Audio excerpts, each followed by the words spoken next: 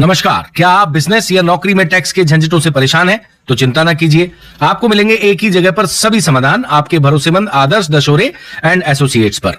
उनका पता है रामेश्वर रोड, श्रीमाली हॉस्पिटल के सामने। मांगे पूरी करो, शासन के आदेश का पालन करो, हमारी मांगे पूरी करो, गुलामी की बेड़ी बंद करो, गुलामी की बेड़ी बंद करो, हमारे आदेशों का पालन करो, हमारे आदेशों का पालन करो। हमारा ना तो शासन प्रशासन से किसी से भी मतभेद नहीं है, ना ही किसी प्रकार की लड़ाई है। हमारा सिर्फ जो समानता का अधिकार है कि भारत भूमि को आज आज़ाद हुए इतने साल हो गए, लेकिन कोटवार जब गुलाम देश नहीं हुआ था तब से कोटवारी करते आ रहा है, लेकिन आज एक भी कोटवार परमानेंट कर्मचारी नहीं है। मतलब कोटवार पद जो है शासन के नियम के अनुसार शासकीय कर्मचारी नहीं है।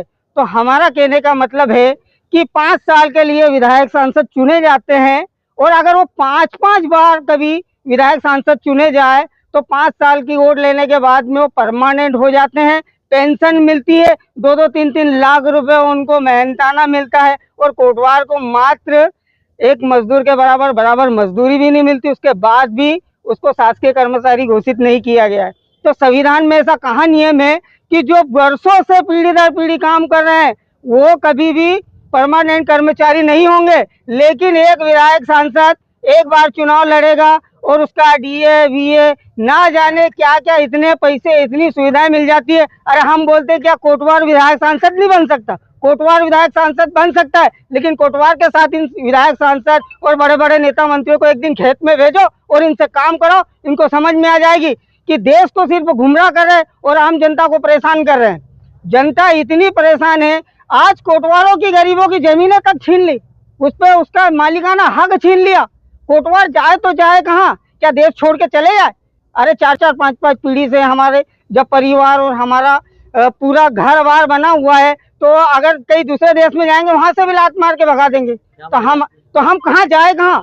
कोटवारों को उनका हक और अधिकार दीजिए, और जिस प्रकार से संविधान में नियम बने और जैसे आदेश पारित होते हैं वो आदेशों का पालन कीजिए।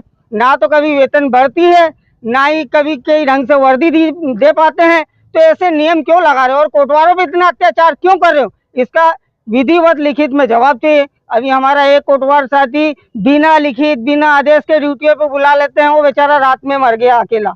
अगर कभी 2 आदमी रहते, 2 कोटवार रहते और अगर उसकी तबीयत खराब होती तो एक उसको डॉक्टर के पास ले जाता या कुछ उसका होता, इलाज होता, नहीं मरता तो जिंदा तो रहता, कुछ ना कुछ व्यवस्था हो जाती। लेकिन उसके बाद भी अब बहुत सारे कोटवारों को बोले नाइट ड्यूटी, दिन ड्यूटी। अरे तो कब तक बेगारी कराओगे साहब? कोटवारी सब करेंगे? अरे अगर आपको नाइट में ड्यूटी कराना है, दिन में ड्यूटी कराना है तो उसका प्रावधान है, उसके लिए अलग से भर्ती भरिए ताकि बहुत सारे ऐसे पढ़े लिखे बच्चे हैं उनको नया रोजगार मिले, तो देश से बहुत से बेरोजगारों की बेरोजगारी खत्म होगी।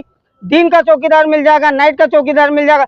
हमको हमारे गांव में हमारे हलके में चौकीदारी पद पे रखा हुआ है। अब गांव वाले को तुम शहर में बुलाते हो, बोले रात में ड्यूटी करो, दिन में ड्यूटी करो, तो ऐसी ड्यूटियाँ क्यों करवा रहे हो? उसके लिए अलग से व्यवस्था है शासन से, और उस व्यवस्था के अनुरूप फॉर्म भरिए, नए रोजगार खड़े होंगे। पढ़े लिखे बच्चे देश में इतने घूम फिर रहे हैं।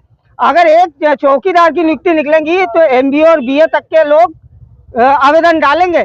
तो शासन से मेरा यही कहना है कि साहब लोगों, हमारे पे थोड़ी दया करो और शासन के नियम के अनुसार काम करो।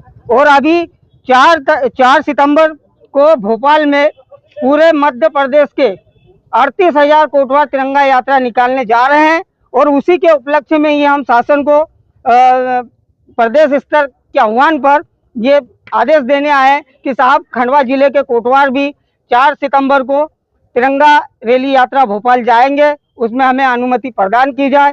इन्हीं शब्दों के साथ मैं बोलूंगा जय हिंद, जय भारत, भारत माता की। नमस्कार, क्या आप बिजनेस या नौकरी में टैक्स के झंझटों से परेशान हैं? तो चिंता ना कीजिए, आपको मिलेंगे एक ही जगह पर सभी समाधान आपके भरोसेमंद आदर्श दशोरे एंड एसोसिएट्स पर। उनका पता है रामेश्वर रोड, श्रीमाली हॉस्पिटल के सामने।